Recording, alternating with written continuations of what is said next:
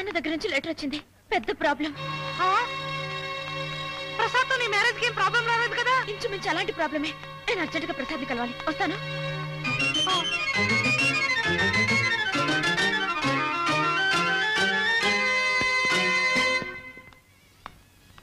ప్రసాద్ అని ఆయన room number ఎంతండి?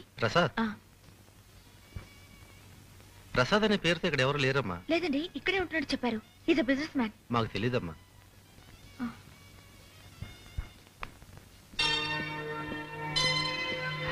ప్రసాద్ ప్రసాద్. సౌందర్య ఎప్పుడొచ్చావు? అదేంటి రిసెప్షన్ లో అడిగితే నీ పేరు రూమ్ లేదంటారు? మా మేనేజర్ పేర్లో ఉంది. ట్యాక్స్ ప్రాబ్లమ్స్ కదా. నీతో అర్జెంట్ గా ఒక విషయం మాట్లాడాలి ప్రసాద్. ఇక్కడ కాదు, రూమ్ లో మాట్లాడుకుందాం పదా. ఒక్క నిమిషం ఇక్కడే వెయిట్ చేయి, నేను వెళ్ళి రూమ్ కి తెస్తా. ఎక్స్క్యూజ్ మీ, రూమ్ నెంబర్ 240 కి ఇవ్వండి. మీరెవరు? ఆ రూమ్ లో ఉండే బాబీ చెల్లెలు మందాకినికి. ఓ మందాకిని? ఎస్, మందాకినికి కాబోయే మొగుడిని. ప్లీజ్. Thank you. వెళదాం పద. ఇక్కడ మందాగిని కాబోయే మొగుడున్నాడు, ఇప్పుడు వేరే పిల్లతో రూమ్ వెళుతున్నాడు. Very dangerous fellow. ఏమిటా కంగారు? ఏమైంది? కట్టిన డబ్బులు 3 లక్షలు ఇస్తే గానీ ఇంట్లో ఉండొద్దని మా అక్కని మా బావ బెదిరిస్తున్నట్ట. అంత దుర్మార్గానికి ఒడిగట్టాడా? అవును, మా నాన్న ఉత్తరం రాశారు. అల్లుడంటే అత్త మామల ప్రాణాలు తీసే రాక్షసుడని.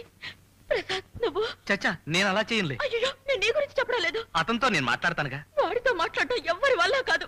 నేను చెప్పానుగా వాడట్టి తాగుపోతని. ప్రసాద్, ఇప్పుడు 3 లక్షలు ఎక్కడి నుంచి పుడతాయి? అయ్యో, నువ్వు ఏడవకు. నీకెందుకు, నేను ఉన్నాను కదా. Thank you Prasad, thank you so much.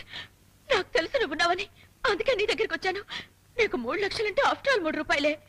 నేను ఇప్పుడే నాన్నకి టెలిగ్రామ్ ఇస్తాను. ఆ 3 లక్షలు వాడి మొహాలు విసిరి కొడతాను. వస్తాను ప్రసాద్. నాకున్న సమస్యలకి ఇప్పుడు ఈ 3 లక్షలు ఎక్కడి నుంచి తేను? ఈ వీడియో మీకు నచ్చినట్లయితే లైక్ చేయండి, షేర్ చేయండి. ఇలాంటి మరిన్ని సరికొత్త సినిమా వీడియోల కోసం ఛానల్ ని సబ్స్క్రైబ్ చేయండి. అలాగే ఇక్కడ ఉండే ఈ గంట సింబల్ ని క్లిక్ చేయండి. మేము అప్డేట్ చేసే ప్రతి వీడియో నోటిఫికేషన్స్ మీకు వచ్చేస్తాయి.